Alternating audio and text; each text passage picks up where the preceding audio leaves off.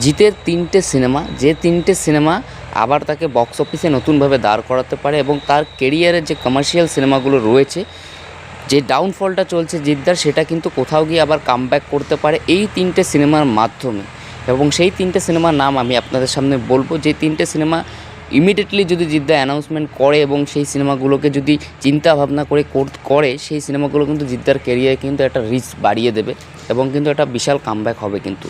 তো প্রথম যে সিনেমাটার কথা আমি বলবো সেটা হচ্ছে বস 3। ইয়েস, বস 2, বস।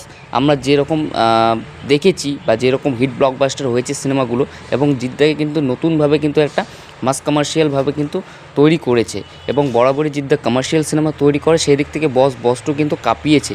এবং তারপরে কিন্তু অডিয়েন্সের যে একটা চাহিদা, সেই সিকুয়েল বস 3, সেই বস 3 সিনেমাটা যদি কোনোভাবে অ্যানাউন্সমেন্ট হয়ে যায় বা বস 3 সিনেমাটা যদি আসে, বক্স অফিসে কিন্তু আগুন লাগিয়ে দেবে। এবং বস 2 আমরা দেখেছি যে কীরকমভাবে চলেছে, এবং বস 3 কিন্তু মোস্ট ইম্পর্ট্যান্ট। 2 নম্বর সিনেমা যেটা কথা বলবো সেটা হচ্ছে গিয়ে রাবণ। ইয়েস, রাবণ কিন্তু কোভিডের সময় এসে কিন্তু যেরকমভাবে দাপটের সাথে ব্যবসা করেছে এবং হিট দিয়েছে, তো সেখান থেকে দাঁড়িয়ে কিন্তু রাবণ 2 এই সিনেমাটা কিন্তু অবভিয়াসলি আসা দরকার। এবং এই সিনেমাটা কিন্তু জিদ্দার কেরিয়ার কিন্তু একটা মোস্ট ইম্পর্ট্যান্ট একটা সিনেমা, এবং এই সিনেমাটা যদি জিদ্দা করেন রাবণ 2, তাহলে কিন্তু কেরিয়ারে কিন্তু আরেকটা রিচ বেড়ে যাবে এবং কিন্তু বক্স অফিসে কিন্তু তার সাফল্য আবার আসতে থাকবে।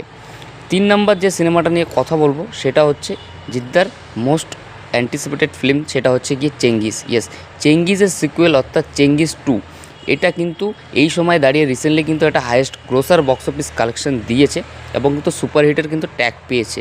তো কোথাও গিয়ে অডিয়েন্সের কাছে কিন্তু চেঙ্গিস 2 এর কিন্তু বেস্ট একটা আকাঙ্ক্ষা রয়েছে, এবং এই সিনেমার 3টে যদি আসে পুরোপুরিভাবে, তাহলে জিদ্দা কিন্তু আবারও কামব্যাক করছেন। এবং আমরা রিসেন্টলি দেখছি লায়ন আসছে জিদ্দার, তো সেটা থেকেও কিন্তু একটা বেশ আশাবাদী। তারপরেও যদি এই 3টে সিনেমা আসে কোনোরকমভাবে, তাহলে জিদ্দা কিন্তু আবার ঘুরে দাঁড়াবে এবং দেখিয়ে দেবে বক্স অফিসে, এবং তার পাশাপাশি তার সুপারহিট বা হিটের তকমাগুলো সেগুলো কিন্তু আমরা দেখতে পারবো। তার এই নেগেটিভিটি ছড়ানো জিনিসগুলো থেকে কিন্তু তাকে দূরে থাকতে হবে। তো আমার মনে হয় 3টে সিনেমা আসা ইমিডিয়েটলি দরকার। তো ভিডিওতে এটাই ছিল বলার।